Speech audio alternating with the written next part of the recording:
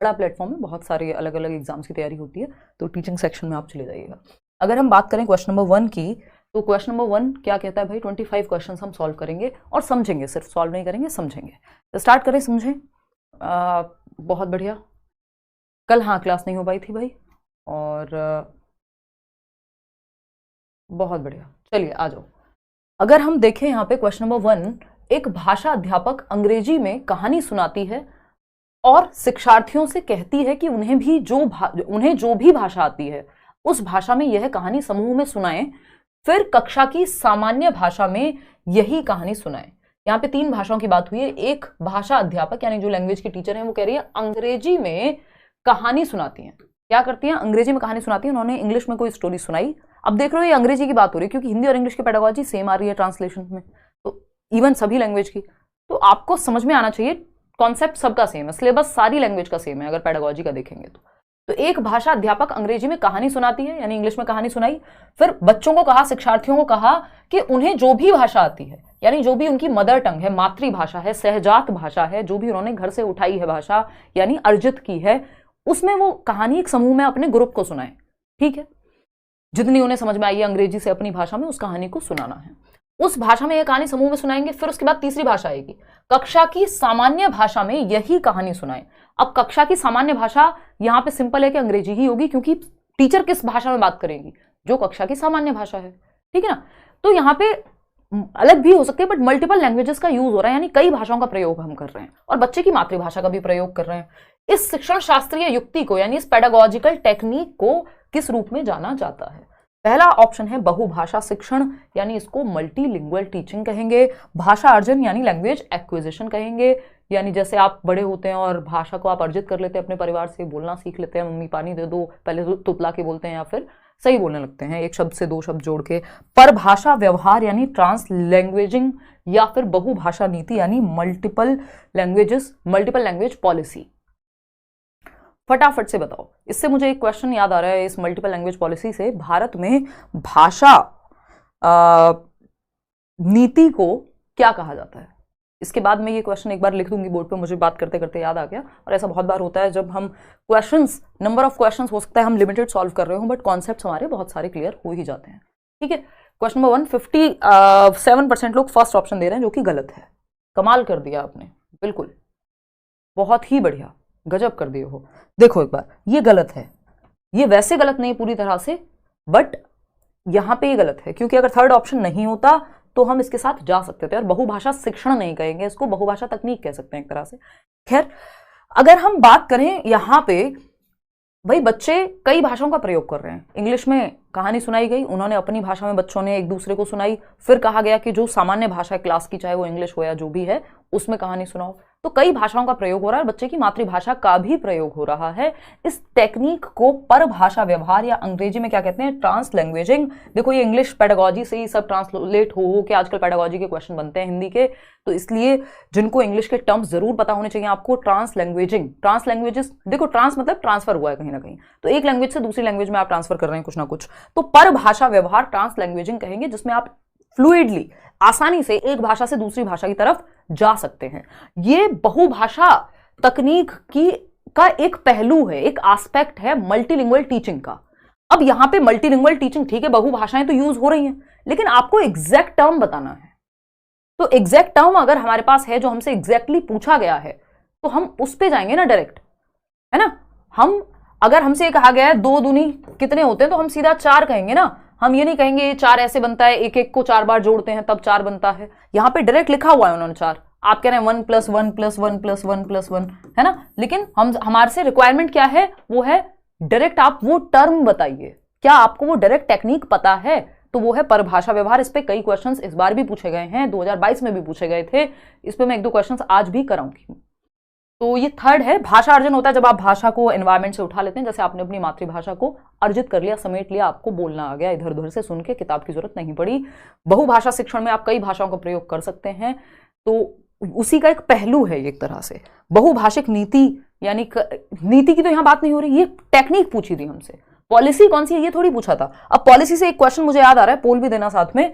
मैं आपके सामने एक क्वेश्चन रखती हूं कि भारत की शिक्षा नीति, भाषा शिक्षा नीति कौन सी है? भारत में भारत में पूछा जा चुका है पहले, भारत में भाषा नीति को यानी लैंग्वेज पॉलिसी को क्या कहते हैं, बताना एक बार। भाषा नीति को क्या कहते हैं? सिंपल, सरल, सुंदर, सस्ता, टिकाऊ। तो हिंदी लिखने की प्रैक्टिस इतनी कम हो गई है ना over the period of time. Bharat में भाषा नीति को क्या कहते हैं या क्या नाम है? दिख पा रहा है यहां तक? कहते हैं, बताइएगा फटाफट से। 4 ऑप्शन अगेन है ना। फर्स्ट ऑप्शन क्या हो सकता है? बहुभाषिता,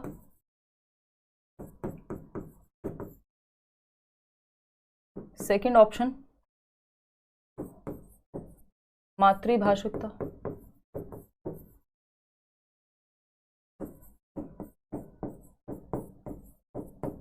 त्रिभाषा सूत्र,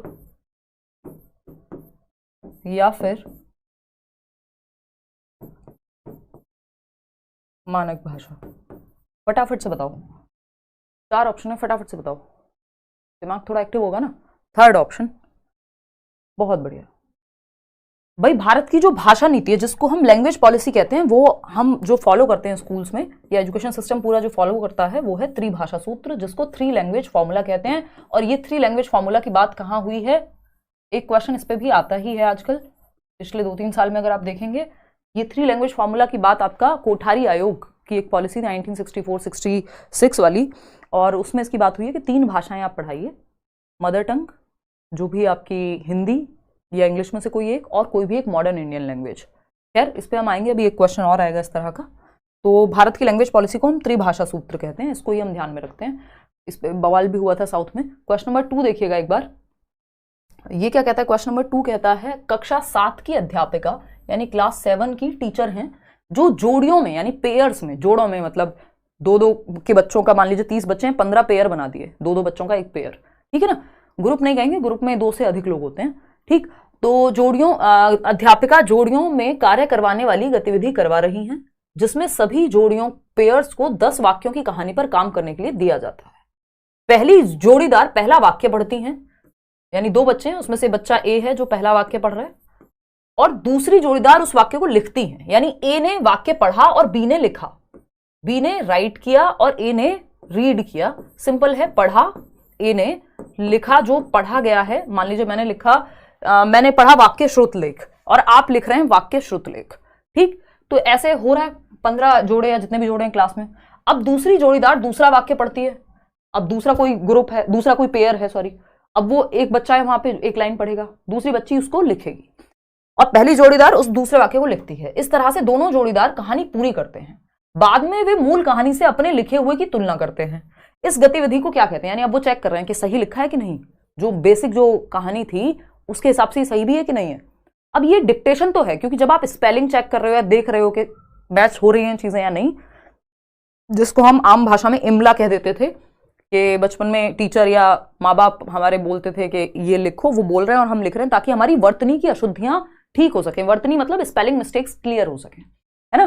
तो ये श्रुत लेख है कि सुन के, डिक्टेशन कहते हैं अंग्रेजी में, सुन के लिख रहा है बच्चा। हाँ ये तो हो रहा है, श्रुत लेख श्रुत लेख ये दोनों तो हटा देंगे। पारस्परिक लेखन, पारस्परिक लेखन ये नहीं है कि एक लिख रहा है फिर दूसरा लिख रहा है, यहाँ पे बोलने की भी बात हो रही है, सुन के लिखने की बात हो रही है, तो इसलिए डिक्टेशन या श्रुत लेख तो जरूर आएगा, ठीक। पारस्परिक श्रवण, सिर्फ सुनने की बात नहीं हो रही, लिखने की भी हो रही है, तो श्रुत लेख है, सुनना और लिखना साथ में है, डिक्टेशन, ठीक। तो वाक्य श्रुत लेख, या सिर्फ वाक्य की बात हो रही है या नहीं, कहानी की बात हो रही है, यानी पारस्परिक श्रुत लेख यानी रेसिप्रोकल डिक्टेशन, यानी एक बच्चा बोल रहा है फिर दूसरा लिखेगा, दूसरा बोल रहा है फिर पहला लिखेगा, तो सुन करके लिखा जा रहा है। तो यहां पे परस्पर चल रही है क्रिया, यानी रेसिप्रोकल है, अपने पीयर्स में वो कभी एक लिख रहा है कभी दूसरा। तो ये पारस्परिक श्रुत लेख है जो 2 लोगों के बीच में या ग्रुप्स के बीच में चल रहा है या पेयर्स के बीच में। क्वेश्चन नंबर 3 देखिएगा और जवाब दीजिएगा फटाफट। क्वेश्चन नंबर 3 क्या कहता है, फटाफट से बताओ। क्वेश्चन नंबर 3 पोल में दोगे जवाब और फिर हम आगे बढ़ेंगे। क्वेश्चन नंबर 3 कहता है वह भाषा क्या है जिसका प्रयोग हम दिन प्रतिदिन के लिए आमने सामने की अंतः क्रिया के लिए करते हैं। ये क्वेश्चन भी पता नहीं अलग अलग तरीके से कितनी बार पूछा जा चुका, लगभग हर बार आता है अब तो ये, है ना, कि वह भाषा क्या है जिसका प्रयोग हम दिन प्रतिदिन यानी डेली एक्टिविटीज के लिए, हिंदी में भी ऐसे ही पूछा जाएगा, इंग्लिश में भी, डेली एक्टिविटीज के लिए। फोन किया किसी को, अरे भाई क्या हाल चाल है, क्या चल रहा है, दिन प्रतिदिन डेली यूज है लैंग्वेज का, आमने सामने की अंतःक्रिया के लिए, इंटरैक्शन के लिए। दोस्त से मिले और भाई क्या चल रहा है आजकल, फिर वो कहेगा क्या चल रहा है, ये चल रहा है, वो चल रहा है, कुछ भी दुनिया भर की बातें करेगा वो। आमने सामने की अंतःक्रिया, सोशल इंटरैक्शन, है ना। मम्मी से मिले, मम्मी ने कहा हाँ और क्या पढ़ाई की आज, टीचर से मिले, नमस्ते किया या वॉटेवर, ग्रीट किया उनको, ठीक। दो बच्चे मैदान में खेल रहे हैं, बातें कर रहे हैं आपस में, तो डेली लैंग्वेज जो हम यूज कर रहे हैं, इस अंतःक्रिया को क्या कहेंगे? सिंपल है, 43% लोग सही जवाब दे रहे हैं, बिक्स कहते हैं अंग्रेजी में। अब आपको पता है, अगर बिक्स नहीं पता किसी को तो हिंदी का हम बहुत वो करते हैं ना कि यार सिर्फ हिंदी में पढ़ो, या तो भाई आजकल सिस्टम ही ऐसा है कि आपको टर्म्स इंग्लिश में भी पता होने चाहिए, और इवन ट्रांसलेशन में कई बार भाव गलत हो जाता है, तो अगर आपने प्रॉपरली ठीक से पढ़ लिया है इंग्लिश के टर्म्स को तो वो हेल्प करेंगे। बुनियादी अंतर वैयक्तिक संप्रेषण कौशल, बिक्स जिसको हम कहते हैं बेसिक इंटरपर्सनल, क्योंकि इसका नाम ही है इंटरपर्सनल, तो अंतर वैयक्तिक यानी अंतःक्रिया ही होगी इसमें। बेसिक इंटरपर्सनल कम्युनिकेशन स्किल्स, यानी वो स्किल्स जो हम इंटरपर्सनल कम्युनिकेशन में एक दूसरे से बातचीत में यूज कर रहे हैं, फोन पे बात करना, सामने बात करना, अपनी बात को कहना, दूसरे की बात को समझना, ये बेसिक इंटरपर्सनल कम्युनिकेटिव स्किल्स जो हैं बिक्स कहलाती हैं, जिसमें बातचीत की बात आएगी। इसका ऑपोजिट हो जाता है कैल्प, यानी एग्जैक्ट ऑपोजिट नहीं बट इससे डिफरेंट है, संज्ञानात्मक अकादमिक भाषा निपुणता, यानी कॉग्निटिव एकेडमिक लैंग्वेज प्रोफिशिएंसी, यानी जब आप भाषा का इस्तेमाल डेली नहीं, जो ज्ञान के सृजन के लिए कर रहे हैं, जिसमें आप एकेडमिक सब्जेक्ट पढ़ रहे हैं, प्रोफिशिएंसी आपकी उस पे है, तो वो कॉग्निटिव, आपके जो ये हिंदी में अगर कहें तो संज्ञानात्मक अकादमिक भाषा निपुणता, कि आपकी उतनी पकड़ है कि आप किसी सब्जेक्ट को पढ़ के समझ पा रहे हैं, है ना। कॉग्निटिव एकेडमिक लैंग्वेज प्रोफिशिएंसी कहते हैं कैल्प, हिंदी और इंग्लिश दोनों में पूछा जाता है। तो ये पढ़ने लिखने के बारे में होती है, डेली एक्टिविटी के बारे में है, इसलिए हम इसको नहीं कह सकते। अगर ये पढ़ने के बारे में, पढ़ के चैप्टर को समझने के बारे में होती तो हम इसको कह देते। अंतरवैयक्तिक भाषा निपुणता, संप्रेषणात्मक भाषा कौशल, ये देखने में अच्छा लग रहा है, लेकिन हमारे पास एग्जैक्ट टर्म जब है तो हम इसके साथ क्यों जाएंगे, है ना। एक को 4 बार जोड़ के क्यों दिखाएंगे जब 2 दूनी 4 डायरेक्ट लिखा हुआ है। 4 देखिए क्वेश्चन नंबर, ये क्या कहता है भाई? क्वेश्चन नंबर 4 कहता है मिडिल स्तर पर अध्यापन करने वाली अध्यापक एक पाठ्य सामग्री, मिडिल स्तर पर मतलब बोले तो कक्षा 6 से 8 के बीच में, है ना। आपका पेपर 1 हो, पेपर 2 हो, लैंग्वेज 1 हो, लैंग्वेज 2 हो, कोई फर्क नहीं पड़ता। अगर आप इस तरह के जितने भी सेशंस हम लोग डिस्कस करेंगे कर लेते हैं, आपकी प्रॉब्लम सॉल्व है, क्योंकि उन्हीं टॉपिक से क्वेश्चन बार बार सामने आएंगे, सिलेबस लिमिटेड है लैंग्वेज का। मिडिल स्तर पर अध्यापन, और जो आपने सीडीपी में पढ़ा है वो भी यहाँ काम आएगा। तो मिडिल स्तर पर अध्यापन करने वाले अध्यापक एक पाठ्य सामग्री यानी छोटी कहानी पठन के लिए देती है। एक छोटी सी स्टोरी दी कि पढ़ो 6 to 8 के बच्चों के लिए, और कहती है कि सत्ता एवं न्याय के दृष्टिकोण से, सत्ता एवं न्याय के दृष्टिकोण से, यानी जस्टिस के, पावर के, इन सबके व्यू पॉइंट से इस पाठ्य सामग्री के अर्थ व विचारों पर चर्चा करो कि ये पाठ्य सामग्री कहना क्या चाहती है। कोई न्यूज आर्टिकल दे दिया, कोई स्टोरी दे दी, और कहा गया कि जस्टिस हो रहा है क्या इसमें। वो कौन सी कहानी होती थी जो बचपन में नहीं होती थी, 2 बैल थे और एक वो बैल प्रेमचंद की आई थिंक कोई कहानी है, ठीक। तो अब उसमें आप सोचते हो कि यार इसने, इसके दोस्त ने सही किया कि गलत किया, है ना। आपको सोचने के लिए कहा जा रहा है, दिमाग पे जोर डालेंगे अब आप, है ना। क्या जस्टिस हुआ? अध्यापक अपने शिक्षार्थियों में किसका विकास करने की चेष्टा कर रही है? बताओ किस चीज का विकास, कौन सी कहानी थी, बताओ जल्दी, है राहुल?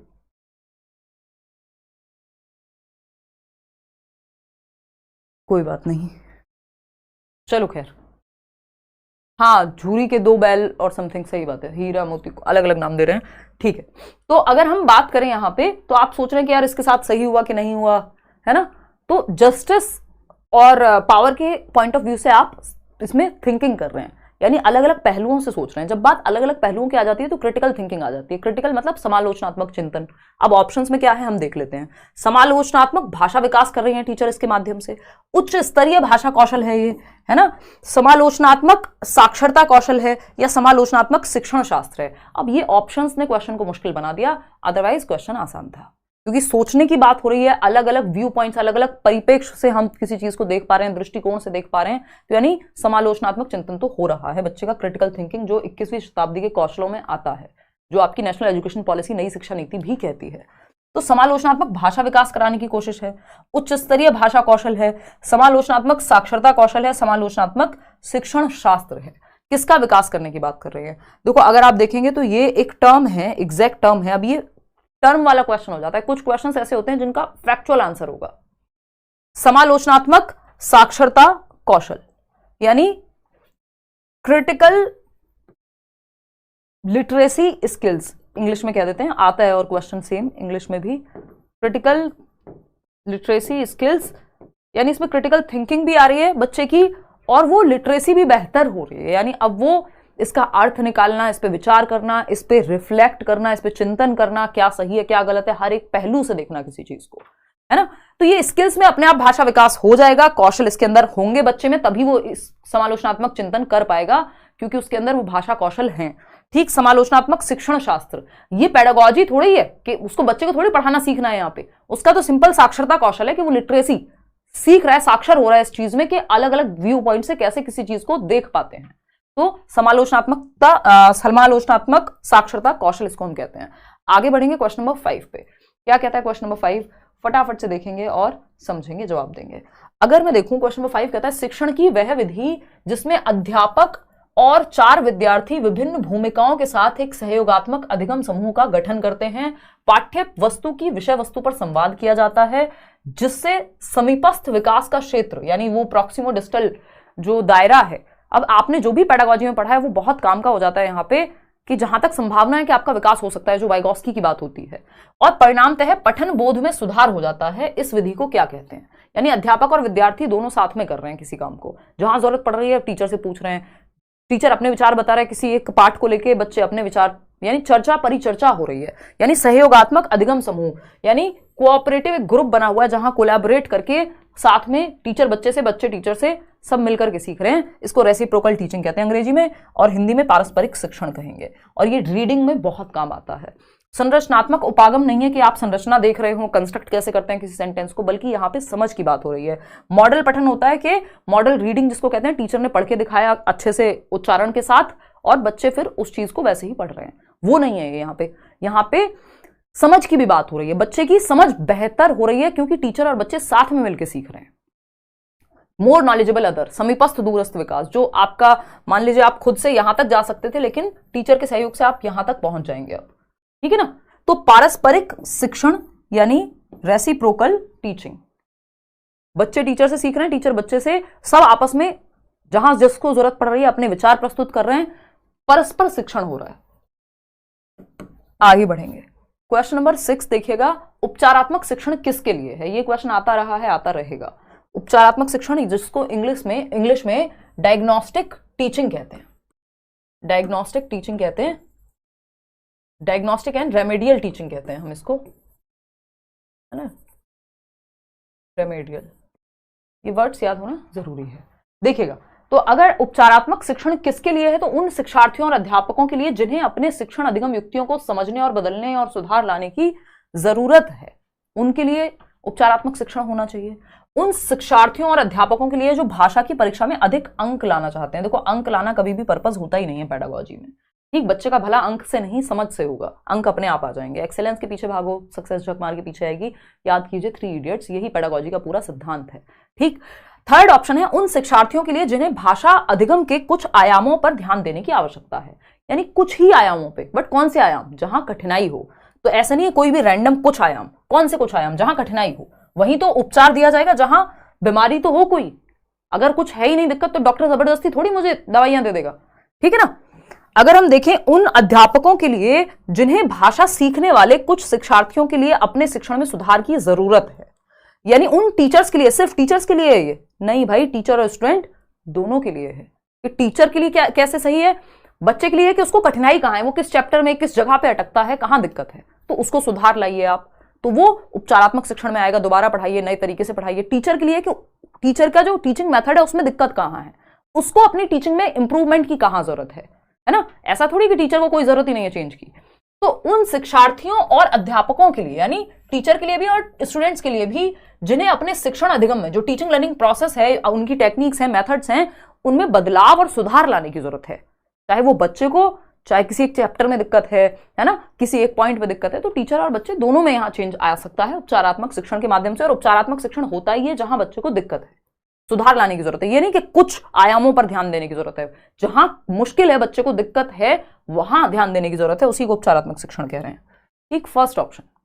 क्वेश्चन नंबर 7 देखिएगा और जवाब दीजिएगा। क्वेश्चन नंबर 7 कहता है भाषा शिक्षा पर राष्ट्रीय शिक्षा नीति 2020 के संदर्भ में कौन सा कथन सही नहीं है? नॉट। तो तो ध्यान से पढ़ना होता है नॉट वाले क्वेश्चंस को। त्रिभाषा सूत्र के अंतर्गत भारतीय भाषाओं का अध्ययन, ये सही नहीं है, बिल्कुल सही है, भारतीय भाषाओं की बात होती है 3 लैंग्वेज फॉर्मूला में, है ना। त्रिभाषा सूत्र के अंतर्गत भाषा के रूप में अंग्रेजी भाषा का अध्ययन, चलो ये भी होता है, इंग्लिश लैंग्वेज की भी बात हुई है 3 लैंग्वेज फॉर्मूला में। त्रिभाषा सूत्र के अंतर्गत, ये त्रिभाषा सूत्र क्या है, भारत की भाषा पॉलिसी है, भाषा नीति है, इसके आधार पर भाषाएं पढ़ाई जानी चाहिए, ये एक पॉलिसी है। त्रिभाषा सूत्र के अंतर्गत शास्त्रीय भाषा का अध्ययन, यानी जो क्लासिकल लैंग्वेजेस हैं उनका अध्ययन जो है आपका, क्लासिकल लैंग्वेजेस का अध्ययन त्रिभाषा सूत्र में, ये बात कही गई है, बताओ एक बार। नेशनल एजुकेशन पॉलिसी कह रही है, हाँ नेशनल एजुकेशन पॉलिसी कह रही है शास्त्रीय भाषाओं के बारे में, बट त्रिभाषा सूत्र के माध्यम से नहीं कह रही है। वो ये नहीं कह रही है 3 लैंग्वेज फॉर्मूला में तीसरी भाषा पढ़ा दो संस्कृत, जो कि क्लासिकल लैंग्वेज है, या और भी क्लासिकल लैंग्वेजेस या शास्त्रीय भाषाएं हैं भारत में। वो कह रहे हैं एडिशनल सब्जेक्ट के रूप में पढ़ाइए आप क्लासिकल लैंग्वेजेस को या शास्त्रीय भाषाओं को, एक अतिरिक्त वैकल्पिक विषय के रूप में, ना कि त्रिभाषा सूत्र के अंदर। त्रिभाषा सूत्र में 3 भाषाएं हैं ऑलरेडी, उस पर हम अभी चर्चा करेंगे। त्रिभाषा सूत्र के अंतर्गत मातृभाषा, घर की भाषा का अध्ययन, भाई ये तो होता ही है त्रिभाषा सूत्र में, मदर टंग की भी बात हुई है ना, अंग्रेजी की भी बात हुई है, भारतीय भाषाओं की भी बात हुई है, जो क्षेत्रीय भाषाएं हैं बच्चे की, या मॉडर्न इंडियन लैंग्वेजेस हैं जो भारतीय भाषाएं हैं, उनकी बात हुई है। लेकिन त्रिभाषा सूत्र के अंतर्गत शास्त्रीय भाषा का अध्ययन, ये आपकी जो भाषा, जो राष्ट्रीय शिक्षा नीति है वो ये नहीं कहती। वो कहती है जो शास्त्रीय भाषाएं हैं, क्लासिकल लैंग्वेजेस हैं भारत में, चाहे वो संस्कृत है या और इस तरह की भाषाएं हैं, उनको एडिशनल सब्जेक्ट के रूप में पढ़ाइए, वैकल्पिक विषय के रूप में पढ़ाइए, ना कि 3 लैंग्वेज फॉर्मूला के अंदर। 3 लैंग्वेज फॉर्मूला में तो 3 भाषाएं हैं, यानी त्रिभाषा सूत्र में तो नाम ही है त्रि, है ना। मदर टंग है बच्चे की, जो भी मातृभाषा है ना, इंग्लिश या हिंदी है, वो डिपेंड करेगा कि मातृभाषा हिंदी है, इंग्लिश है, इनमें से कुछ हुआ तो फिर कुछ और आ जाएगा यहाँ पे। और तीसरी भाषा आपकी मॉडर्न इंडियन लैंग्वेज है, यानी भारतीय भाषाओं में से कोई एक। ये 3 भाषाओं का जिक्र हुआ है त्रिभाषा सूत्र में, ना कि वैकल्पिक विषय के रूप में शास्त्रीय भाषा का। वो नेशनल एजुकेशन पॉलिसी कहती है कि अलग से आप एडिशनल सब्जेक्ट के रूप में पढ़ाइए। क्वेश्चन नंबर 8 देखिएगा फटाफट से। कोझिकोड के लिए एक विशेष समुदाय में बोली जा रही मलयालम इसी स्थान में दूसरों के द्वारा बोली जा रही मलयालम से थोड़ी सी भिन्न है। विशेष समुदाय द्वारा बोली जा रही मलयालम को किस रूप में जाना जाएगा? कोझिकोड कहाँ है? एक सिटी है, कहाँ? केरला में। उसमें ईवीएस में भी पढ़ते हैं हम, है ना। ईवीएस के अगर आपने पुराने वीडियोस देखे होंगे तो उसमें पढ़ते हैं हम। कोझिकोड एक विशेष समुदाय में बोली जा रही मलयालम में, यानी कोझिकोड एक जगह है, मान लीजिए केरला में एक सिटी है, तो वहां पे जो मलयालम बोली जा रही है किसी एक गली मोहल्ले में, वो डिफरेंट है, वो अलग है, थोड़ी सी भिन्न है, जो दूसरों के द्वारा बोली जा रही मलयालम से थोड़ी सी भिन्न है। यानी उस एक पर्टिकुलर एरिया में कोई जगह है, यहां पे जो मलयालम बोली जा रही है वो अलग है कहीं और बोली जा रही मलयालम से। इसको ऐसे समझ सकते हो कि हिंदी हम हरियाणा में भी बोल रहे हैं, जिसको हम हरियाणवी कह देते हैं, हिंदी हम उत्तर प्रदेश में भी बोल रहे हैं, और हिंदी हम आसपास के राज्यों में भी बोल रहे होंगे, मध्य प्रदेश में भी कुछ हद तक बोल रहे होंगे, ठीक, तो या राजस्थान में भी कुछ हद तक बोल रहे होंगे। तो हिंदी का वो रूप जो हरियाणा में है या हरियाणा के हिसार में है, मान लीजिए, वो हरियाणा के जींद में अलग है। तो मतलब भाषा हम बोलते हैं ना, कोस कोस पे बोली बदले, 3 कोस पानी और 3 कोस पे वाणी, तो हमारी बोलियां हैं बहुत सारी। तो उस तरह से मलयालम की भी बोलियां होंगी, किसी भी भाषा में होगा ही, जो जैसे जैसे स्थान के आधार पे भाषा में परिवर्तन होने लग जाते हैं। तो विशेष समुदाय द्वारा बोली जाने वाली मलयालम को क्या कहेंगे? बोली कहेंगे, क्योंकि एक विशेष समुदाय बोल रहा है उसको, वो मानक भाषा से अलग है, स्टैंडर्ड लैंग्वेज से, ठीक। तो ये 2 भिन्न भिन्न भाषाएं हैं। नहीं, भाषा तो मलयालम ही है, मलयालम की सामाजिक बोली है जो उस समाज ने अडॉप्ट कर ली है, जो एक जगह पे बोली जा रही है। 4th ऑप्शन पे क्यों जा रहे हो? मलयालम की क्षेत्रीय बोली, सामाजिक, भाई क्षेत्रीय नहीं, ठीक है ना। मलयालम के 2 प्रकार हैं, मलयालम की सामाजिक बोली है, सब अलग अलग इसमें जवाब दे रहे हैं, ठीक है। समाज, उस समाज की भाषा है ये। चलिए खैर आगे बढ़ते हैं नेक्स्ट क्वेश्चन पे। क्वेश्चन नंबर है 9, निम्नलिखित में से कौन सा विस्तृत पठन का उद्देश्य नहीं है? विस्तृत पठन के कई प्रकार होते हैं, हमने मैराथन में पढ़े थे, फिर किसी दिन डिस्कस करेंगे। विस्तृत पठन का उद्देश्य नहीं है। विस्तृत मतलब इसको कहते हैं अंग्रेजी में एक्सटेंसिव रीडिंग, एक्सटेंसिव रीडिंग। और एक होता है गहन पठन, जिसको हम इंटेंसिव रीडिंग कहते हैं। एक होता है गहन पठन, इंटेंसिव और एक्सटेंसिव पढ़ते हैं ना हम, तो पठन के प्रकार हैं बहुत सारे, संभाषिक पठन हैं और भी कई प्रकार हैं। अभी मैं कंफ्यूज नहीं करूंगी आपको, सिर्फ 2 ही पे हम चर्चा करेंगे। गहन पठन, जैसे जैसे लेक्चर्स आगे बढ़ेंगे फिर किसी और दिन। गहन पठन यानी इंटेंसिव रीडिंग, और विस्तृत पठन यानी एक्सटेंसिव रीडिंग। विस्तृत पठन के बारे में सही नहीं है। व्याकरण अधिगम के लिए पठन, आनंद के लिए पठन यानी रीडिंग फॉर प्लेजर, सराहना बोध के लिए पठन, एप्रिसिएशन के लिए पठन, यार कितनी अच्छी नॉवल लिखी है, हाँ ठीक है। आनंद के लिए पठन, मजा आ रहा है कोई कहानी पढ़ने में, कोई किताब पढ़ने में, मजे के लिए पढ़ रहे हैं, सिलेबस में नहीं है, ऐसे ही मन कर रहा है पढ़ रहे हैं। बहिर्वेशन यानी एक्स्ट्रापोलेशन के लिए पठन, यानी आप चिंतन कर पा रहे हैं, उससे कुछ नया अपना एक कंक्लूजन ड्रॉ कर पा रहे हैं, एक अपना कुछ क्या कहेंगे कंक्लूजन को, हम अपना एक सार निकाल पा रहे हैं, अपना एक व्यू पॉइंट देख पा रहे हैं उसमें से। तो अगर हम देखें सराहना बोध के लिए पठन या आनंद के लिए पठन, तीनों बातें सही हैं, क्योंकि एक्सटेंसिव रीडिंग या विस्तृत पठन क्या होती है, जब आप मजे के लिए पढ़ रहे हैं, एक्स्ट्रा में पढ़ रहे हैं, कोई नॉवल पढ़ रहे हैं, हैरी पॉटर की कोई किताब पढ़ रहे हैं, कोई और आपका मन किया प्रेमचंद की कहानी पढ़ रहे हैं, जबकि आपके सिलेबस में भी नहीं है, या लाइब्रेरी गए कोई भी किताब उठाई, तो आप मजे के लिए पढ़ रहे हैं, ना तो पेपर के लिए पढ़ रहे हैं, आपको मजा आ रहा है वो पढ़ के सराहना कर पा रहे हैं, आप एक्स्ट्रापोलेशन के लिए पढ़ रहे हैं, आपका दिमाग आप 4 दिशाओं में सोच पा रहे हैं, चीजों के बारे में जान पा रहे हैं। व्याकरण अधिगम के लिए पठन नहीं है। व्याकरण अधिगम के लिए होता है या पर्टिकुलर संरचना के लिए होता है, तो एक गहन पठन हो जाता है जो पढ़ाई लिखाई से आपकी डायरेक्ट रिलेटेड होता है। तो ये है फर्स्ट ऑप्शन गलत है, और जो गलत है वही सही है, क्योंकि पूछा ही गलत था, नहीं वाला है, तो सही जो नहीं है उसी का जवाब हमें देना है। क्वेश्चन नंबर 10 देखना, त्रिभाषा सूत्र के बारे में कौन सा कथन सही है, यानी 3 लैंग्वेज फॉर्मूला के बारे में कौन सी एक बात सही है। मातृभाषा, घर की भाषा या हिंदी प्रथम भाषा के रूप में, बताइए।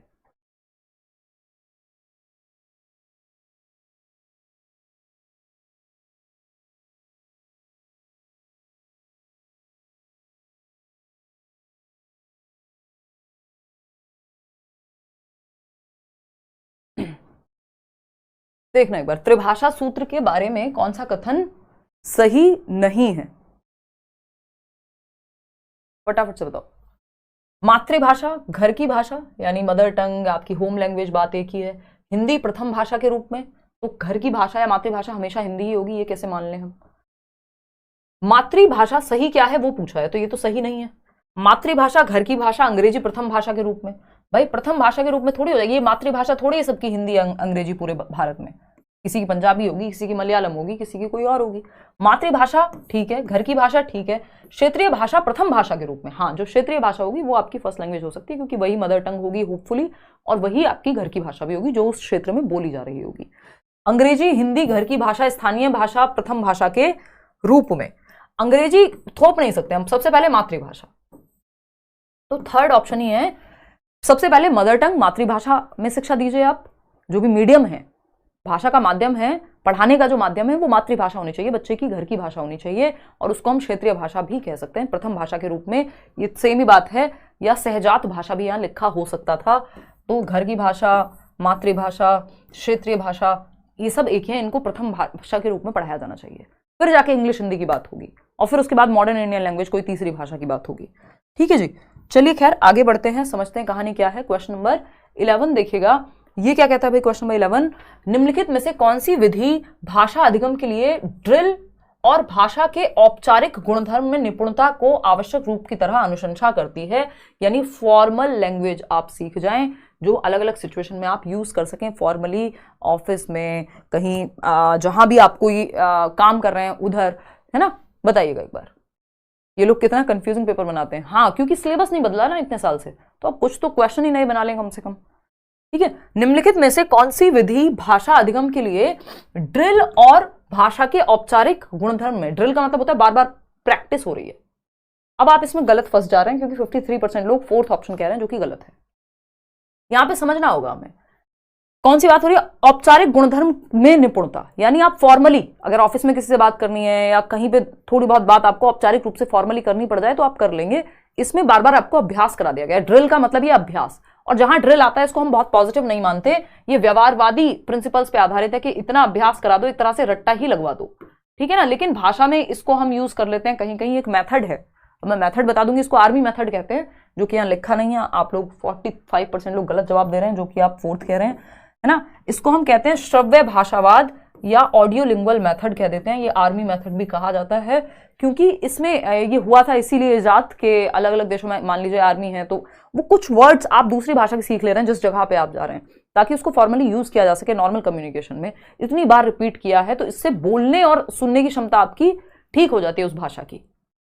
बाकी रट्टाफिकेशन ही है, क्योंकि इतनी ज्यादा प्रैक्टिस हुई है उस चीज की, सुन करके आप, क्योंकि भाषा के कुछ स्ट्रक्चर्स आपने सीख लिए हैं जो बेसिक जरूरी है ना, yes sir no sir type. खैर, व्याकरण अनुवाद विधि में तो आप मातृभाषा को क्या करते हैं, कन्वर्ट करते हैं, कि हिंदी से इंग्लिश में कन्वर्ट किया या ट्रांसलेट किया, अनुवाद किया अगर हम कहें तो ग्रामर ट्रांसलेशन मेथड कहते हैं इसको। सबसे पुरानी विधि माना जाता है, ट्रेडिशनल विधि यानी पारंपरिक विधि भी कहते हैं भाषा सिखाने की। कुल भौतिक प्रतिक्रिया होती है टीपीआर, टोटल फिजिकल रिस्पॉन्स, है ना। एक मछली पानी में गई छपैक, तो बच्चे भी कर रहे हैं, एक मछली पानी में गई छपैक, ये क्या है, भौतिक प्रतिक्रिया यानी फिजिकल रिस्पॉन्स दे रहे हैं बच्चे। ठीक, संप्रेषणात्मक भाषा शिक्षण यानी कम्युनिकेटिव लैंग्वेज टीचिंग होती है, उसमें फॉर्मल नहीं है, औपचारिक गुणधर्म में निपुणता नहीं होती भाई। कम्युनिकेशन में तो आप अनौपचारिक, इनफॉर्मल, जैसे आप घर में बात कर रहे हैं वैसे भी बात करते हैं। कम्युनिकेशन तो किसी भी प्रकार की हो सकती है, सिर्फ औपचारिक नहीं होगी। तो ये तो अच्छा मेथड है, लेकिन ये श्रव्य भाषावाद या ऑडियो लिंगुअल जो मेथड है, ये आपका स्ट्रक्चर पे बेस्ड होता है, जो औपचारिक परिस्थितियों में आपके काम आ जाए, उतने आप निपुण हो जाएं, है ना, बार बार प्रैक्टिस के माध्यम से। इसमें बहुत अच्छी कम्युनिकेशन, बहुत मन के भाव नहीं प्रकट कर रहे हैं आप, बेसिक कुछ परिस्थितियों में आप वो भाषा बोलना सीख जाएं बस। क्वेश्चन नंबर 12 देखिएगा, घोषणात्मक ज्ञान क्या है ना। पिछली बार हमने किया था, जब एक सेशन हमने किया था अभी हिंदी का इससे पहले, और मैंने आपको बताया भी था ये सिर्फ पहले इंग्लिश में आया करते थे इस तरह के क्वेश्चंस। अगर हम घोषणात्मक ज्ञान की बात करें तो इसको हम कहते हैं डिक्लेरेटिव नॉलेज, और दूसरा होता है आपका प्रक्रियात्मक ज्ञान, जिसको हम प्रोसीजरल नॉलेज कहते हैं। ठीक है ना। तो अगर हम बात करें यहां पे घोषणात्मक ज्ञान क्या है, डिक्लेयर कर सकें, घोषणा बना ही है डिक्लेरेशन से, तो डिक्लेरेटिव नॉलेज की बात हो रही है, डिक्लेरेटिव नॉलेज की बात हो रही है। तो क्या है डिक्लेरेटिव, फटाफट से बताओ। 44% लोग थर्ड ऑप्शन कह रहे हैं। देखते हैं, किसी भाषा के शब्द का उच्चारण करना डिक्लेरेटिव है। भाई उच्चारण जो है प्रोसीजर है, प्रक्रिया है, कि इस शब्द को ऐसे बोलते हैं, ये उच्चारण क्या है, प्रोनाउंसिएशन है, ये प्रॉपर आप इसमें एक्टिव हैं, ये प्रक्रियात्मक ज्ञान हो गया। सरकार ये क्यों ऐसे जवाब दे रहे हो, प्रक्रियात्मक ज्ञान है, ये तो प्रक्रिया है भाई, उच्चारण करना किसी शब्द का, किसी शब्द को पढ़ पाना, पढ़ के समझ पाना, वो घोषणात्मक हो सकता है। कोई चीज कैसे कर रहे हैं, कैसे वाला जो एस्पेक्ट है, भाषा बोल के दिखाना, वो प्रक्रियात्मक प्रोसीजरल नॉलेज है। व्याकरणिक तत्वों में त्रुटि की पहचान करना सीखना, यानी किसी चीज के बारे में आपको थ्योरेटिकल नॉलेज है तो वो घोषणात्मक है। व्याकरणिक तत्वों में त्रुटि की पहचान करना सीखना, कि कहां ग्रामेटिकल मिस्टेक कहां है इस चीज में, ये घोषणात्मक ज्ञान है। किसी व्याकरणिक तत्व पर कैसे कार्य किया जाए, अब आप फिर से फंस गए, कैसे कार्य किया जाए, हाउ का मतलब है आप करके देखेंगे किसी चीज को, यानी प्रोसीजरल नॉलेज हो जाएगी, यानी प्रक्रिया है ये अपने आप में, कि कैसे यूज करेंगे इसको रियल सिचुएशन में। व्याकरणिक तत्वों के बारे में ज्ञान, ये फिर भी एक बार को हमें लग रहा है कि व्याकरणिक तत्वों के बारे में ज्ञान यानी नॉलेज की बात हो रही है, तो ये फिर भी सही लग रहा है हमें। अब फर्स्ट और फोर्थ में से देख लेते हैं, व्याकरणिक तत्वों के बारे में ज्ञान या व्याकरणिक तत्वों में त्रुटि की पहचान करना सीखना। अब पहचान करना सीखना में भी आपको प्रोसीजर की जगह क्या, हाँ प्रोसीजर ही फॉलो करना पड़ेगा, प्रक्रिया होगी तभी आप पहचान कर पाएंगे। लेकिन अगर घोषणात्मक ज्ञान की बात करें तो यहां पे आप फिजिकली मतलब कुछ कर नहीं रहे होते, बस नॉलेज की बात होती है कि इस चीज का आपको ज्ञान है, कि नाउन की जो डेफिनेशन होती है वो आपको पता है, उसका प्रैक्टिकल यूज क्या है ये नहीं, वो फिर प्रोसीजरल में चला जाएगा, प्रक्रियात्मक ज्ञान में चला जाएगा, कि व्याकरण की इसकी संज्ञा की परिभाषा के अनुसार 2-4 उदाहरण बता दो, तो उसके लिए आप प्रोसीजर यानी प्रक्रिया पे जा रहे हैं। यहां सिर्फ ज्ञान की बात होती है, क्योंकि ये घोषणात्मक ज्ञान है, ये डिक्लेरेटिव नॉलेज है, कि आपको डेफिनेशन पता है, किसी चीज के बारे में पता है थ्योरेटिकली। तो व्याकरणिक तत्वों के बारे में ज्ञान है आपको, कि ये रूल होते हैं, ऐसे होते हैं, आपने यूज किया नहीं किया, है ना। रसगुल्ला क्या है, डेफिनेशन लिख रहे हैं, ये है घोषणात्मक ज्ञान। रसगुल्ला टेस्ट कैसा करता है, खा के देख रहे हैं, वो है प्रक्रियात्मक ज्ञान यानी प्रोसीजरल नॉलेज। तो ये कैसे कार्य करेंगे, पहचान करने में, उच्चारण करने में, इनमें सब में प्रैक्टिकल नॉलेज लगेगी, यानी आपका प्रोसीजरल नॉलेज या प्रक्रिया फॉलो होगी प्रॉपर। लेकिन यहां पे सिर्फ आपको घोषणा करनी है कि ये होते हैं भाई व्याकरणिक तत्व, सिंपल बात है। डी ऑप्शन या फोर्थ ऑप्शन यहां पे सही है। आगे बढ़ेंगे क्वेश्चन नंबर 13 पर, परभाषा व्यवहार, ट्रांस लैंग्वेजिंग फिर से आ गया, जिस क्वेश्चन से आई थिंक हमने शुरुआत की थी। परभाषा व्यवहार या ट्रांस लैंग्वेजिंग क्या है। पहला ऑप्शन है, एक कक्षा में एक से अधिक भाषाओं को संसाधन के रूप में इस्तेमाल करने की शिक्षण शास्त्रीय प्रक्रिया है। दूसरा ऑप्शन है, विद्यालय में कितनी भाषाएं पढ़ानी चाहिए, इस मुद्दे पर शिक्षा नीति में भाषा है, इस मुद्दे पर शिक्षा नीति की बात 3 लैंग्वेज फॉर्मूला में हो जाएगी, ये नहीं है। ट्रांस लैंग्वेजिंग नहीं कहते इसको। भाषाओं के शिक्षण अधिगम के दौरान एक भाषा से दूसरी भाषा में व्यवहार करने से संबंधित है, यानी एक से दूसरी लैंग्वेज में चले गए आप, बाइलिंगुअल हो गए। भाषाएं किस तरह से एक समय अवधि के दौरान अपना रूप बदलती हैं, ये कोई भाषा के बारे में थोड़ी ना ज्ञान ले रहे हैं आप। ट्रांस लैंग्वेजिंग यानी आप मल्टीपल लैंग्वेजेस का, एक से अधिक भाषाओं का प्रयोग कर पा रहे हैं क्लासरूम में, ये है। तो एक कक्षा में एक से अधिक भाषाओं को संसाधन के रूप में इस्तेमाल करने की शिक्षण शास्त्रीय प्रक्रिया है, एक पेडागोजिकल टेक्निक है। जो शुरुआत में बात हुई थी कि पहले टीचर इंग्लिश में पढ़ती हैं, फिर बच्चों को अपनी भाषा में डिस्कस करने को कहती हैं, फिर क्लासरूम की जो भाषा है उसमें चर्चा करने को कहती हैं। तो यहाँ पे एक से अधिक भाषाएं यूज हो रही हैं भाषा को समझने के लिए, ठीक है। तो भाषाओं के शिक्षण अधिगम के दौरान एक भाषा से दूसरी भाषा में व्यवहार करने से संबंधित है, तो वो तो सीधा सीधा अनुवाद हो जाएगा ना, ट्रांसलेशन हो जाएगा। तो एक से दूसरी भाषा में जाना ही थोड़े ना ट्रांस लैंग्वेजिंग है। एक से अधिक भाषाएं भी हो सकती हैं जिनको हम एक संसाधन के रूप में यूज कर रहे हैं, तो इससे बेहतर ऑप्शन हमारे पास अवेलेबल है जो कि फर्स्ट ऑप्शन है। आगे बढ़ेंगे, क्वेश्चन नंबर 14 देखिएगा। ये क्या कहता है भाई, नीचे दिए गए प्रश्न को पढ़ें। ठीक है, पढ़ लेंगे जी। पता करें कि यह प्रश्न किस प्रारूप यानी टाइपोलॉजी का है, किस तरह का क्वेश्चन है, ये पता करो। ठीक है, पता कर लेंगे भाई।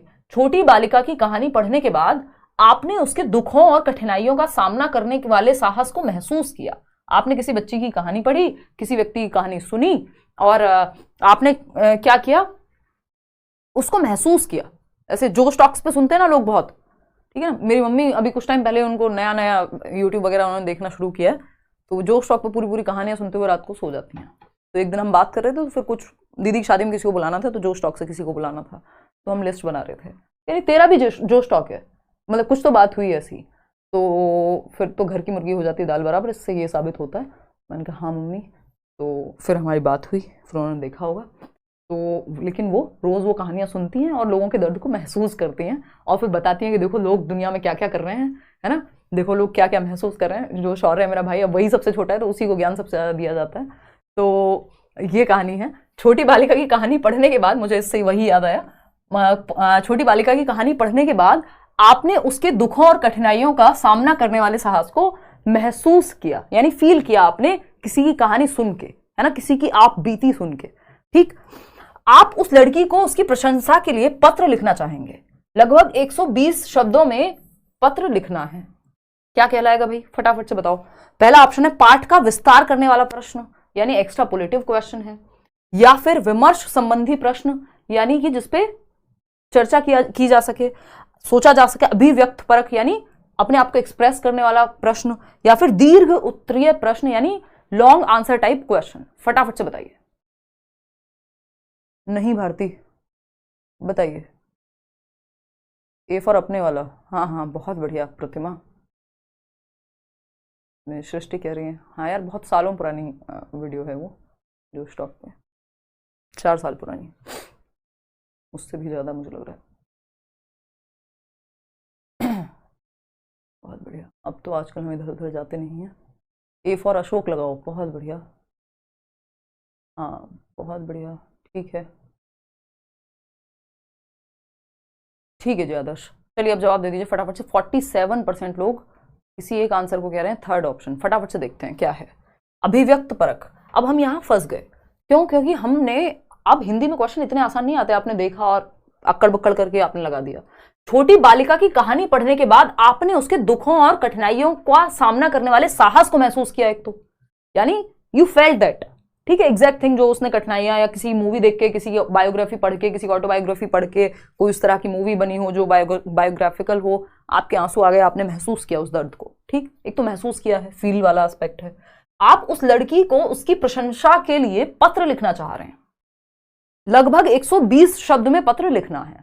अब देखो, देखने में बिल्कुल सही बात है आपकी ये, कि आपको लग सकता है अभिव्यक्ति ही तो कर रहे हैं, जो महसूस किया उसको एक्सप्रेस कर रहे हैं, लेकिन ये अभिव्यक्त परक प्रश्न नहीं है, क्योंकि आप सिर्फ अपने इमोशन नहीं एक्सप्रेस कर रहे हैं, आपने जो पढ़ा है और फिर आप उस पढ़ने के बाद उसकी प्रशंसा करने की बात कर रहे हैं। यहां पे उसके लिए शब्दों की बात कर रहे हैं, यानी आपको सोचना होगा। आपने जो पढ़ा है उसके परे भी आप गए होंगे, आपका चिंतन जागृत हुआ होगा। इसको एक्स्ट्रापोलेशन कहते हैं, है ना। अभी हमने थोड़ी देर पहले भी किया था, पाठ का विस्तार करने वाले प्रश्न कहते हैं ऐसे क्वेश्चन को। एक टीचर के रूप में सोचिए, इमोशनल मत हो जाइए, है ना, जो स्टॉक वाले माहौल में मत चले जाइए। बात क्या चल रही है, पाठ का विस्तार करने वाला प्रश्न, यानी एज अ टीचर जब आप इस तरह की चीज कहते हैं कि एक काम करा, आपने पाठ को पढ़ा, आपने महसूस किया, अब उसकी प्रशंसा में आपको पत्र लिखना है या उसके बारे में जो भी बात कहनी है उस पर पत्र लिखना है, यानी पाठ का विस्तार हो गया, बच्चे अपना दिमाग लगा पाएंगे, थिंकिंग कर पाएंगे, जो है सामने उसके और परे जा पाएंगे। तो इसको पेडागोजी के टर्म्स में पाठ का विस्तार करने वाला प्रश्न कहते हैं या एक्स्ट्रापोलेटिव क्वेश्चन कहते हैं, जिसमें बच्चे को एक्स्ट्रा सोचना भी पड़ेगा, विचार भी करना पड़ेगा, चिंतन भी करना पड़ेगा, तब एक्सप्रेस करेगा। तो एक्सप्रेस करना तो जस्ट एक पार्ट है इसका, इसीलिए अभिव्यक्त परक नहीं कह रहे हैं, क्योंकि जस्ट जो अभिव्यक्ति है यहां वो जस्ट एक हिस्सा है। पेडागोजिकल टूल में इसको हम क्या कहते हैं, एक्स्ट्रापोलेटिव टाइप का क्वेश्चन कहते हैं। समझ पा रहे हो? आम भाषा में नहीं समझना है इसको, पेडागोजी में समझना है ना। ये है आम जिंदगी, आपको मेंटोस जिंदगी जीनी है एज अ पेडागोजी टीचर, क्योंकि आपको पेडागोजी के हिसाब से समझनी पड़ेंगी चीजें, ठीक। तो मेंटोस जिंदगी में पाठ का विस्तार करने वाला प्रश्न है, ठीक।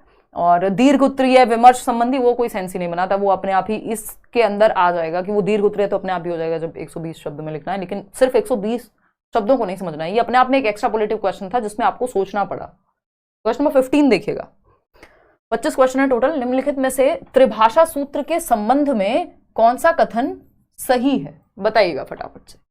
सभी बच्चे अपनी विद्यालयी शिक्षा राज्य भाषा हिंदी में शुरू करते हैं और 10वीं पूरी करने तक कम से कम 2 और भाषाएं सीखते हैं।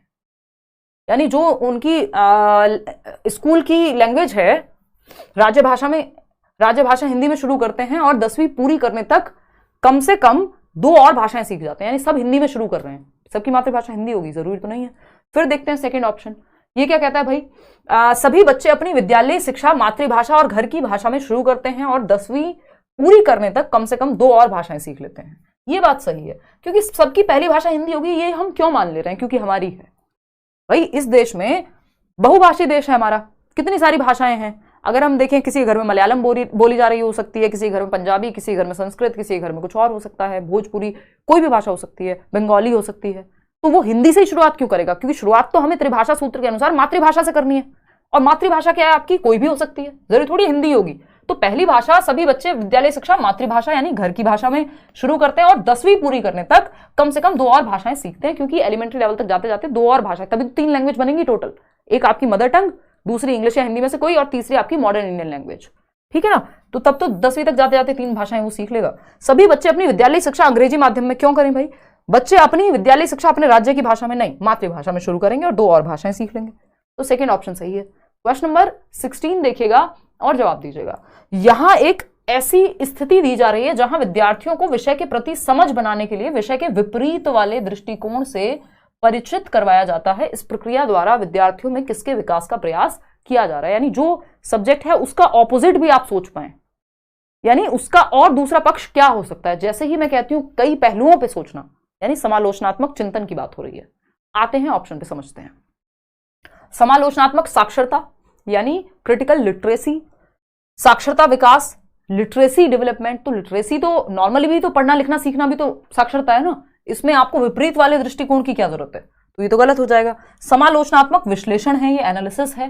देखो ये समालोचनात्मक विश्लेषण अपने आप ही आ जाता है समालोचनात्मक साक्षरता कौशल के अंदर, जो हमने अभी किया था क्रिटिकल लिटरेसी स्किल्स में। अगर उसमें आप विश्लेषण नहीं कर पाएंगे तो काहे का समालोचनात्मक चिंतन है। क्रिटिकल थिंकिंग में तो आप देख पा रहे हैं ना, फैक्ट क्या है, ओपिनियन क्या है ना। कोई कह रहा है 2000 के नोट में चिप है, तो भाई कैसे है, कहां है, इसका साक्ष्य क्या है, हर एक पहलू आप देख पा रहे हैं किसी चीज का, वो समालोचनात्मक चिंतन है, ठीक। प्रक्रिया आधारित शिक्षण शास्त्र यानी प्रोसीजर पे बेस्ड है, नहीं। यहां पे आप समालोचनात्मक साक्षरता की बात हो रही है, सिंपल बात। समालोचनात्मक विश्लेषण तो इसमें अपने आप आ जाएगा ना, समालोचना जहां आ गई तो विश्लेषण तो होगा ही। क्रिटिकल थिंकिंग में अगर आप एनालिसिस नहीं कर रहे हैं, विश्लेषण नहीं कर रहे हैं, चीजों को खोल के नहीं देख पा रहे हैं, तो फिर किस बात का क्रिटिकल थिंकिंग है ना। तो ये तो इसके अंदर अपने आप ही समाहित है। हाय मैम, पेड बैच में पेमेंट नहीं हो रहा, क्या करना चाहिए। सौम्या, हो जाएगा, ऐसी क्या दिक्कत है, टीम को कॉल कर लो, मेल डाल दो, है ना, वेबसाइट से ले लो। समालोचनात्मक साक्षरता, इसके अंदर अपने आप ये एनालिसिस भी, कंक्लूजन भी, निष्कर्ष निकालना, समालोचनात्मक निष्कर्ष, समालोचनात्मक आपका ये विश्लेषण, ये सब आ जाएगा समालोचनात्मक साक्षरता के अंदर, क्योंकि अब आपके अंदर वो लिटरेसी आ चुकी है। ये वैसा ही है कि जैसे हम कह रहे हैं कोई व्यक्ति साक्षर है, तो भाई साक्षर है तो पढ़ना लिखना तो आ ही गया होगा ना, तभी तो उसको लिटरेट कह रहे हैं हम, है ना। साक्षरता सीखी है तो पढ़ना लिखना बोलना ये सारी स्किल्स होंगी व्यक्ति में। तो उसी तरह से जब समालोचनात्मक साक्षरता आ गई है तो ये विश्लेषण, ये आपका तथ्यों पे जांचना, अलग अलग पहलुओं से सोचना, ये सब तो होगा ही।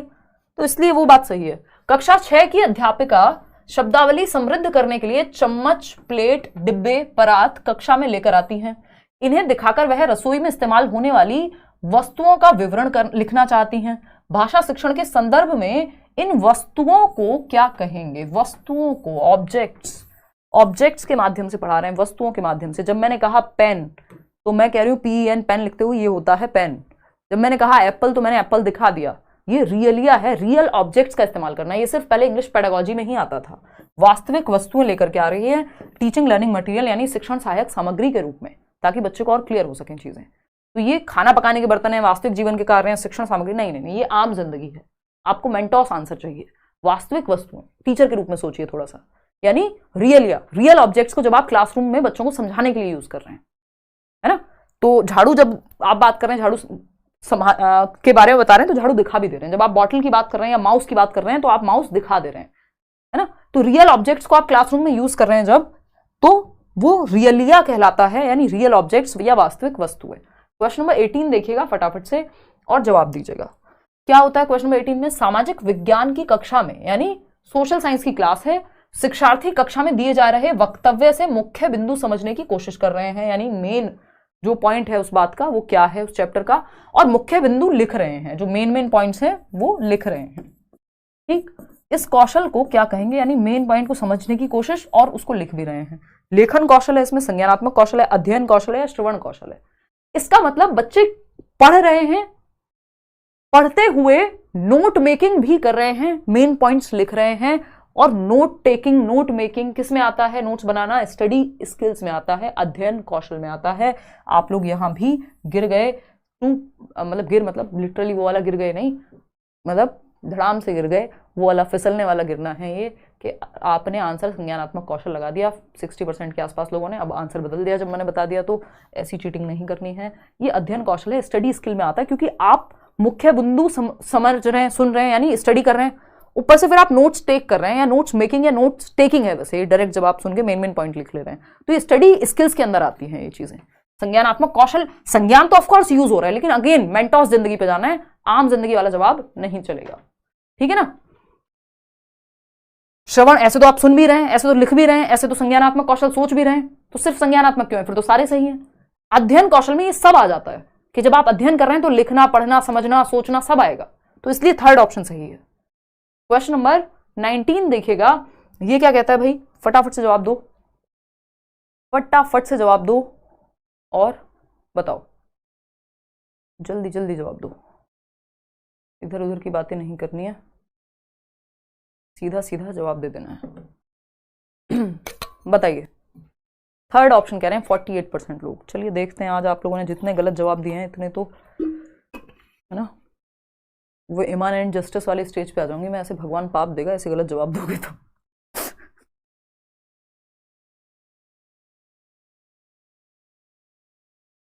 मजाक कर रही हूँ। खैर, यहाँ गलती हो जाए कोई नहीं, पेपर में ठीक होना चाहिए, उसके लिए पहले समझ लगेगी। कुछ दिन 2-4-6 सेशन हम हिंदी के करेंगे तो अपने आप समझ बनने लग जाएगी, क्योंकि वही टॉपिक्स रिपीट हो रहे होते हैं बार बार, तो दिक्कत नहीं होगी। उस तरह के ज़्यादा क्वेश्चन प्रैक्टिस कर लोगे समझ में आ जाएगा। अधिगम प्रतिफल यानी लर्निंग आउटकम, इसको इंग्लिश में क्या कहते हैं? लर्निंग। एक तो इन्होंने हिंदी ना हिंदी छोड़ी है ना इंग्लिश ही छोड़ी है, ये सीधा सीधा ट्रांसलेट कर देते हैं इंग्लिश से, और जब से ऐसा होना शुरू हुआ है तब से हिंदी पेडागोजी में दिक्कत लोगों को ज़्यादा आई है, बट हम कर लेंगे इसको, डोंट वरी। अधिगम प्रतिफल यानी लर्निंग आउटकम। आउटकम क्या निकल के आया है ना? 3 साल दे दिए किसी रिश्ते को, शादी तक नहीं पहुंची बात, बर्बाद हो गया टाइम, है ना, ये लोगों का आउटकम का तरीका होता है। ठीक, बट ये कॉन्सेप्ट सही नहीं है। ठीक, अधिगम प्रतिफल शिक्षार्थियों को समर्थ बनाते हैं। ये जो लर्निंग के आउटकम है कि आपने कुछ सीखा, उस सीखने से प्राप्त क्या हुआ, कितने % समझ में आया, वो है आउटकम। ये क्लास आपने देखी, 25 क्वेश्चन किए, कितने क्वेश्चन सही हुए? अच्छा, क्वेश्चन इतने सही हुए, समझ में कितना आया, तो ये आउटकम है उस क्लास का। ठीक है, तो अधिगम प्रतिफल यानी सीखने का प्रतिफल, रिजल्ट, आउटकम, शिक्षार्थियों को किस चीज में समर्थ बनाता है, एबल बनाता है, सभी कौशलों के अधिगम के न्यूनतम स्तरों को प्राप्त करने में, यानी जो मिनिमम लेवल है, या फिर भाषागत तथ्यों को मापने के संदर्भ में प्राप्त करना, यानी जो लैंग्वेज को लेकर के जो आपके कॉन्सेप्ट्स हैं या आपके जो तथ्य हैं उनको लेकर के क्या समझ में आया है, व्याकरणिक ज्ञान को मापन के संदर्भ में प्राप्त करना, दक्षताओं को मापन के संदर्भ में प्राप्त करना। सब अपनी अपनी मर्जी से अक्कड़ बक्कड़ बम्बे बो करके जवाब दे रहे हैं। सिर्फ न्यूनतम स्तरों को प्राप्त करना थोड़ी ना लर्निंग आउटकम होता है कि आप 100 में से 33 नंबर ले आओ तो हम कहेंगे हाँ बहुत अच्छा लर्निंग आउटकम आया है। भाई दक्षताएं, आपकी मास्टरी कितनी हासिल हुई है। तो दक्षताओं को मापन के संदर्भ में प्राप्त करना कि आपने 4 चैप्टर पढ़े, आपने एक मैराथन देखा और आपके कॉन्सेप्ट्स क्लियर हो गए, या आपने बैच लिया, आप डेली बेसिस पे पढ़ रहे थे, फिर आप जब एक थियरी पढ़ के, मान लीजिए मैं पियाजे की थियरी पढ़ाती हूँ 4 दिन लगा करके, तो बैच में मैंने लगाया है समय, फिर हम क्वेश्चंस करते हैं पियाजे के, तो अब पियाजे के क्वेश्चंस जब आप कर रहे हैं तो आपको समझ में आएगा कि यार ये क्वेश्चंस सही हो रहे हैं, जो हमने पढ़ा था क्या वो समझ में आ रहा था, अब पता लग रहा है। यानी कितनी मास्टरी हासिल हुई है, मैं कितना दक्ष, कितना लायक बना हूं, ये बात आपको संदर्भ में समझ में आ जाती है। तो दक्षताओं को मापन के संदर्भ में प्राप्त करना कि कितने % मापा जा पा रहा है या नहीं जा पा रहा है, कि आपकी मास्टरी कितनी हासिल हुई है किसी एक टॉपिक पे। सिर्फ न्यूनतम स्तर नहीं कि बेयर मिनिमम सीख लिया, वो नहीं, तो 4th तो सही हो ही नहीं सकता, मतलब 1st तो सही हो ही नहीं सकता, 4th सही है। गलत जवाब दे रहे हो कॉन्फिडेंस के साथ। क्वेश्चन नंबर 20 देखना और जवाब देना। भाषा अधिगम के बारे में कौन सा कथन सही है? सहजात या प्रथम भाषा का ज्ञान द्वितीय भाषा के अधिगम को समर्थित करता है, यानी फर्स्ट लैंग्वेज लर्निंग, दूसरी लैंग्वेज जो आप मान लीजिए आज आपको हिंदी आती है जो आपकी मातृभाषा है, और फिर आप इंग्लिश सीखते हैं तो ये हिंदी का ज्ञान आपको इंग्लिश में हेल्प करेगा।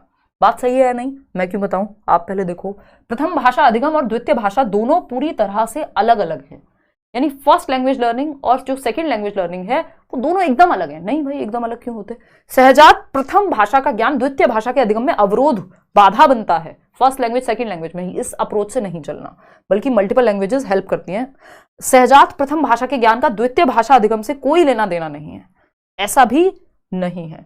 तो क्या है, जो फर्स्ट लैंग्वेज होती है आपकी वो दूसरी भाषा को सीखने में मददगार साबित होती है, ये बात हमें माननी है एज अ टीचर। इसलिए हम कहते हैं बहुभाषिता का माहौल, जितनी ज्यादा भाषाएं होंगी, बल्कि कहा जाता है जिन लोगों को 2 या 2 से अधिक भाषाएं आती हैं उनका संज्ञान, उनकी थिंकिंग प्रोसेस, उनका जो कॉग्निटिव लेवल है वो बेटर हो पाता है। तो बच्चे को हम भाषाएं तो जितनी सिखाएं उतना अच्छा है।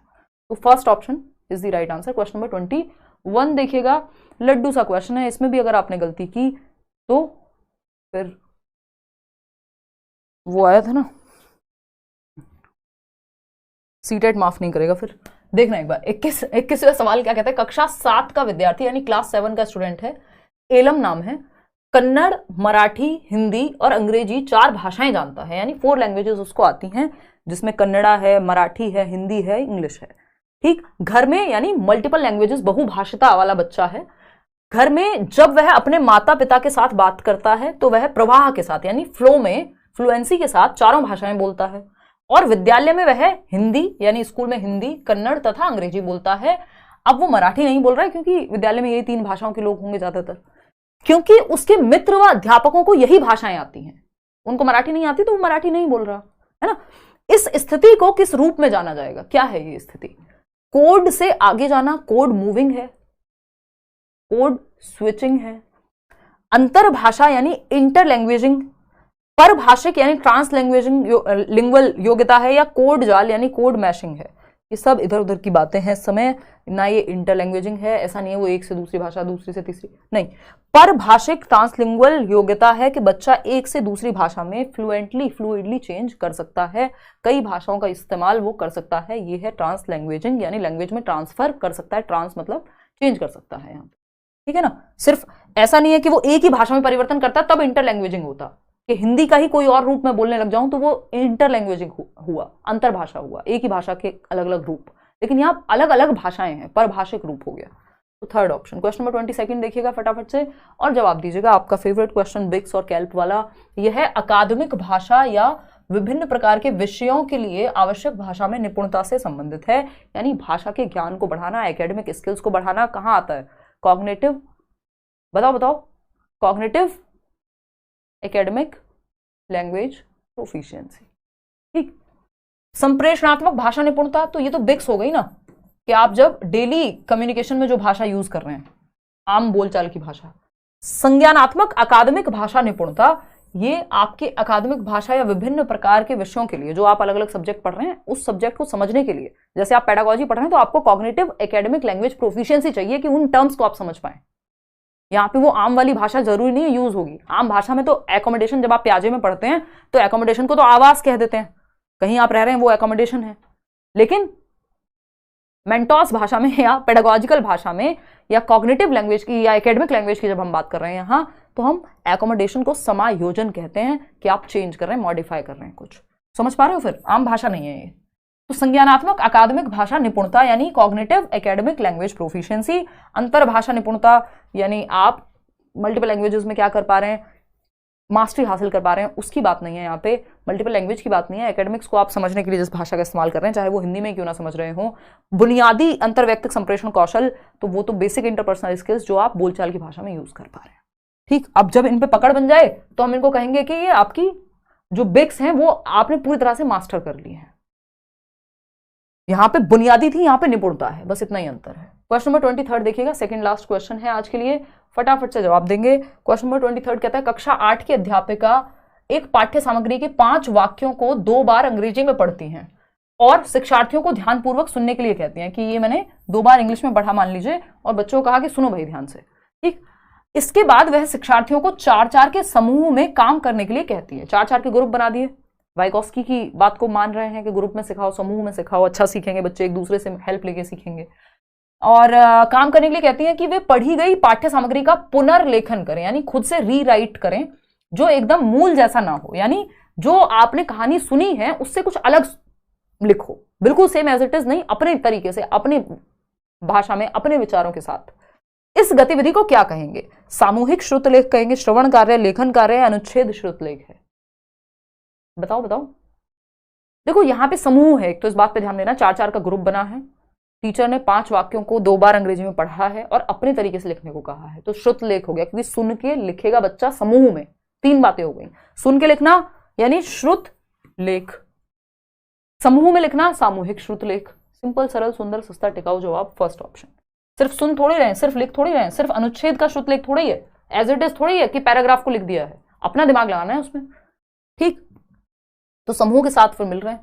क्वेश्चन नंबर 24 देखिएगा और जवाब दीजिएगा फटाफट से। निम्नलिखित में से कौन सी भाषा की एक विशेषता नहीं है, यानी लैंग्वेज की एक कैरेक्टरिस्टिक नहीं है, उसकी विशेषता नहीं है। ये क्वेश्चन पूछा जा चुका है पता नहीं कितनी बार अलग अलग तरीके से।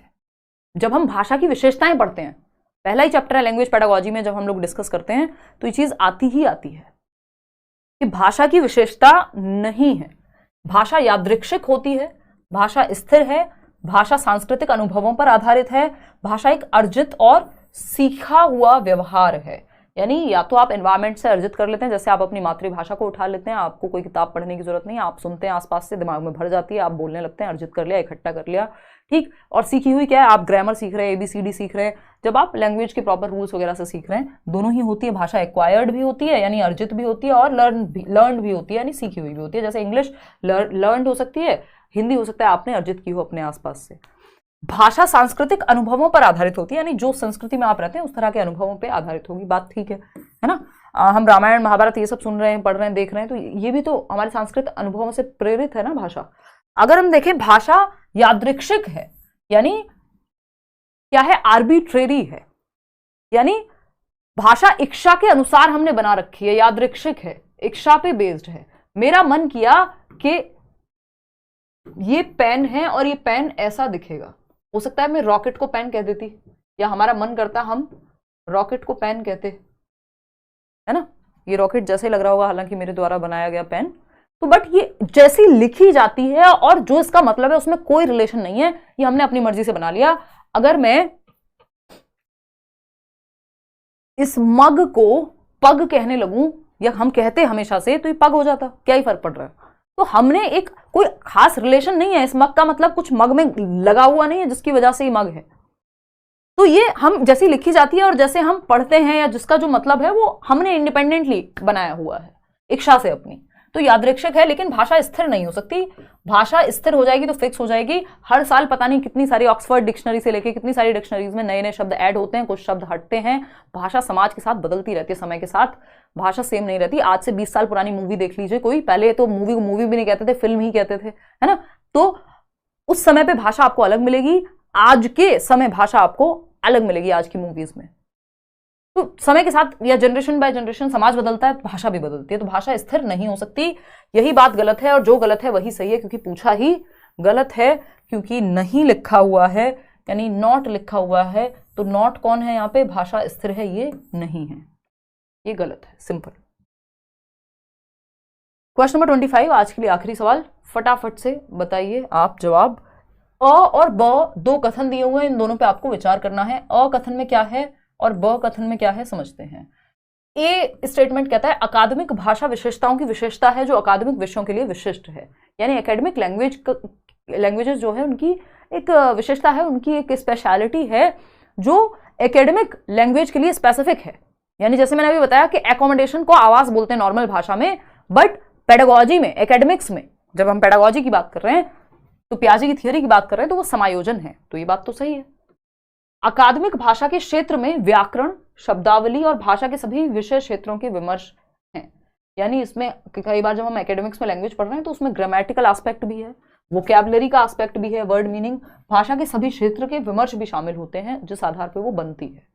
तो तीनों ही बातें दोनों ही बातें सही है, अ और ब दोनों ही सही है। ये तो वैसे भी आपका फेवरेट उत्तर है, सब आंख बंद करके लगाई देते हैं जब समझ ना आ रहा हो, है ना। चलो खैर, आउट ऑफ 25 क्वेश्चंस कितने ठीक हुए लैब डाउनलोड करके, ये सेशन पसंद आया हो तो लाइक शेयर सब्सक्राइब आप कर दीजिएगा, कमेंट्स में बता दीजिएगा अपने विचार। बाकी आज के लिए हम रखेंगे इतना ही। कोई और आपके मन में सवाल हो, सुझाव हो तो आप बता सकते हैं फटाफट से। गुड नाइट भाई, क्लास हो जाती है लेट, आई नो। और हाँ, बहुत बढ़िया। टेम्प वासी कह रहे हैं आपका बनाया हुआ रॉकेट मजनू भाई के पेंटिंग से भी बढ़िया। ठीक है सागर और वासी, हाँ भाई ठीक है। गुड नाइट जहाना परवीन, ओके थैंक यू भाई। ठीक है, 10 सही है, 15 सही है, 14 सही है, तो हमें अभी और प्रैक्टिस की ज़रूरत है हिंदी में। हाँ ठीक है जी, ये सारे क्वेश्चंस मेरे से बनते हैं, बट जब यहाँ लाइन में देता हूँ टाइम कम रहता है तो गलती कर जाता हूँ। हाँ तो वो प्रैक्टिस से होगा ना, ये वाली प्रॉब्लम प्रैक्टिस से सॉल्व होगी। कई लोग कहते हैं हमसे क्लास में बन जाते हैं, क्लास में कर लेते हैं, आपके साथ कर लेते हैं सॉल्व, और वैसे नहीं हो पाते हैं। दो ही रीज़न हो सकते हैं इसके, या तो आप पढ़ के समझ नहीं पा रहे हैं क्वेश्चन को, क्योंकि मैं पढ़ रही हूँ तो आपको समझ आ जाता है, क्योंकि मैं उसी तरह से पढ़ती हूँ तो आप पढ़ के नहीं समझ पा रहे हैं, और दूसरा आपने प्रैक्टिस नहीं की है, और प्रैक्टिस नहीं की है तो पढ़ के समझने में भी दिक्कत होगी। तो ये दोनों बातें आपस में जुड़ी हुई हैं, तो आपको थोड़ी सी प्रैक्टिस करनी है। रेगुलर सेशंस देखेंगे आप, आपका वो थॉट प्रोसेस सिंक हो जाएगा, स्पीड भी बेहतर हो जाएगी और साथ में पढ़ के समझ में भी आने लग जाएगा। आप जब बोलते हो पूछा ही गलत है तो बहुत अच्छा लगता है। धन्यवाद रीना। चलिए टेक केयर, गुड नाइट, कल मिलेंगे 9 बजे के करीब। अभी 9 बजे ही रखते हैं, बाद में देखेंगे जब फुर्सत होगी देखेंगे 7 बजे का टाइम भी, ठीक है। चलिए टेक केयर। थियरी यार बैच में डिस्कस कर रही हूँ, यूट्यूब पर फिर पुराने वीडियोज़ आप देख सकते हैं थियरी के। अगर आप लेटेस्ट तरीके से समझना चाह रहे हैं तो फिर आप बैच में आ जाइए, मल्टीपल जगह पर एक साथ चलाना मुश्किल।